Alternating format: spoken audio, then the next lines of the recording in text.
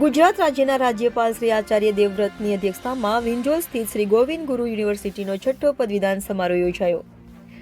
પંચમહાલ જિલ્લાના ગોધરા તાલુકામાં આવેલ વિંજોલ સ્થિત શ્રી ગોવિંદ ગુરુ યુનિવર્સિટી ખાતે રાજ્યપાલ શ્રી આચાર્ય દેવવ્રતની અધ્યક્ષતામાં અને શિક્ષણ રાજ્યમંત્રી શ્રી પ્રફુલભાઈ પાનસેરિયા, પંચાયત અને કૃષિ મંત્રી શ્રી બચુભાઈ ખાબડ, પૂર્વ શિક્ષણ મંત્રી શ્રી જીતુભાઈ વાઘાણીની ઉપસ્થિતિમાં શ્રી ગોવિંદ ગુરુ યુનિવર્સિટીનો 6ઠ્ઠો પદવીદાન સમારોહ યોજાયો હતો. જેમાં મહાનુભાવોની ઉપસ્થિતિમાં યુનિવર્સિટીની વિવિધ વિદ્યા શાખાઓમાં શ્રેષ્ઠ દેખાવ કરવા બદલ 47 તેજસ્વી વિદ્યાર્થીઓને સુવર્ણચંદ્રકો અને પદવીઓ તથા 70 PhDના વિદ્યાર્થીઓને પદવીઓ એનાયત કરવામાં આવી હતી.